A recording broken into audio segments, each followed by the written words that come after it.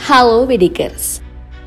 Perang antara kelompok Palestina dan Israel Hamas menjadi semakin intens.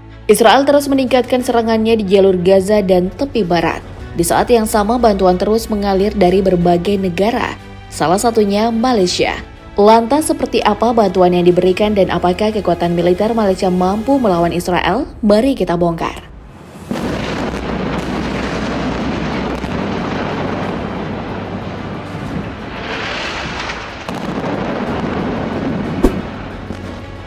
Malaysia akan memberikan bantuan kemanusiaan pertama melalui penerbangan kargo khusus melalui Bandara Internasional EI Arish, Mesir pada 3 November 2023 dan melalui laut untuk pengiriman selanjutnya.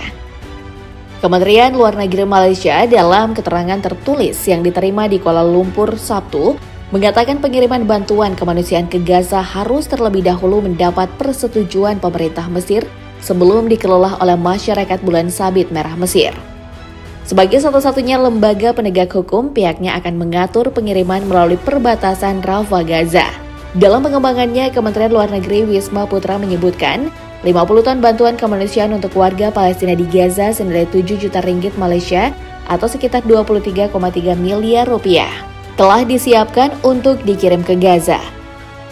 Barang-barang ini dikumpulkan oleh lebih dari 40 organisasi non-pemerintah atau LSM lokal sebagai bagian dari operasi Ihsan pada tanggal 21 dan 22 Oktober. Pengiriman pertama dengan pesawat kargo khusus disponsori oleh pemerintah Malaysia. Ekspedisi selanjutnya akan dilakukan melalui jalur laut dan akan dimobilisasi segera oleh tim Ops Ihsan menerima detail medan akhir menuju kota Islamiyah, Mesir dalam waktu dekat. Pada hari Sabtu, Wisma Putra mengatakan jumlah donasi untuk membantu rakyat Palestina yang dikumpulkan melalui rekening kemanusiaan rakyat Palestina yang dikelola oleh KLN Malaysia telah mencapai 23 juta ringgit Malaysia atau sekitar 76 juta US dollar atau 58 miliar rupiah. Termasuk dana yang diterima oleh perusahaan yang menggadaikan sumbangan pada upacara sumbangan silinder pada 19 Oktober di kediaman resmi Perdana Menteri Malaysia Anwar Ibrahim di Sri Perdana. Dukungan rakyat Malaysia terhadap rakyat Palestina terus disuarakan.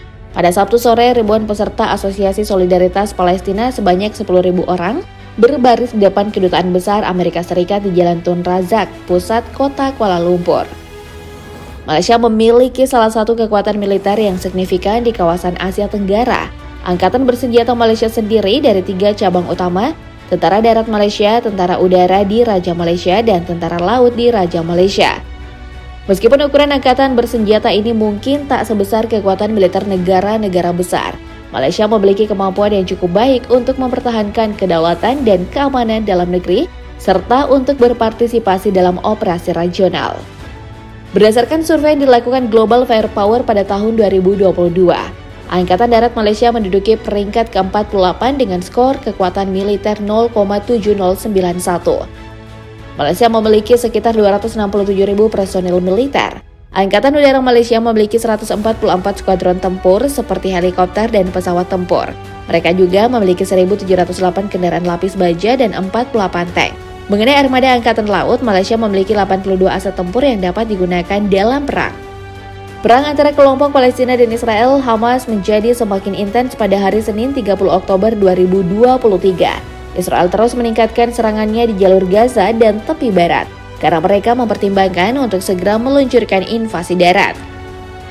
Dikutip Associated Press pada Minggu 29 Oktober 2023, jumlah korban tewas akibat serangan Israel di jalur Gaza Palestina mencapai 8.005 orang dan lebih dari 20.200 lainnya luka-luka.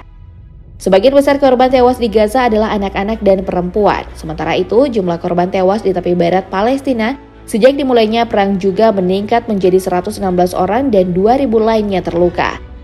Sebaliknya di pihak Israel, jumlah korban tewas bertambah menjadi 1.400 orang dan sekitar 5.431 lainnya luka-luka. Hamas juga disebut menyandra sekitar 200 orang sejak serangan mendadak terhadap Israel pada 7 Oktober 2023 lalu.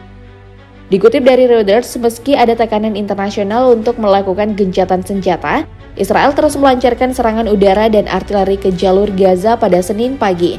Serangan udara Israel menargetkan daerah dekat Rumah Sakit Shifa dan Al-Quds di Gaza, 2 rumah sakit terbesar di wilayah tersebut.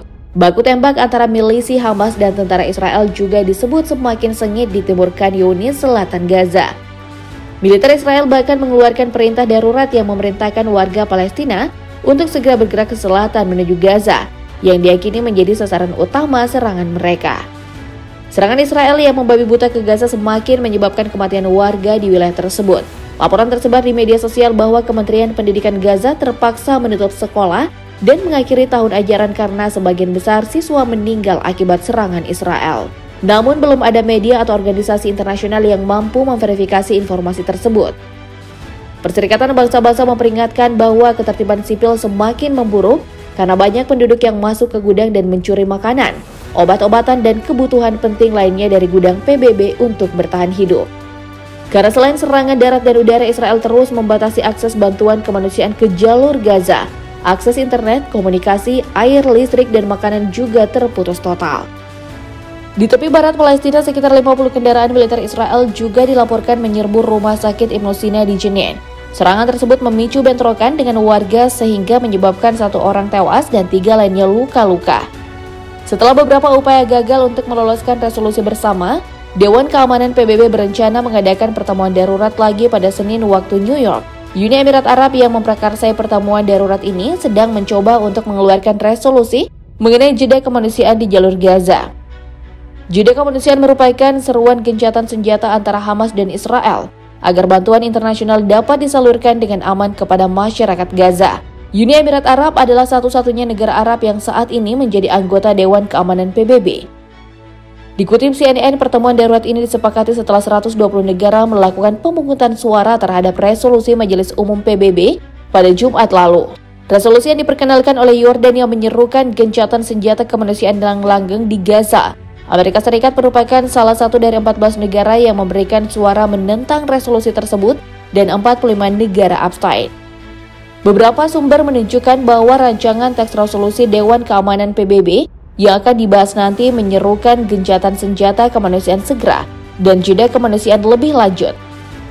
Awal bulan ini Amerika Serikat memveto rancangan resolusi Dewan Keamanan PBB yang menyerukan penghentian sementara karena alasan kemanusiaan. Protes pro-Palestina terus menyebar dan meluas di banyak negara di dunia, termasuk negara-negara barat. Asosiasi Pers melaporkan bahwa puluhan ribu orang berkumpul di tengah hujan lebat di London Sabtu 21 Oktober 2023 untuk menuntut Israel menghentikan serangannya di jalur Gaza. Warga London berkumpul di Marble Arch, dekat Hyde Park sebelum melakukan perjalanan panjang ke Whitehall. Di Prancis, beberapa protes juga menyebar secara sporadis dari kota Rennes, Montpellier, Dijon, dan lain. Mereka menekankan di depan umum bahwa kita semua adalah warga Palestina.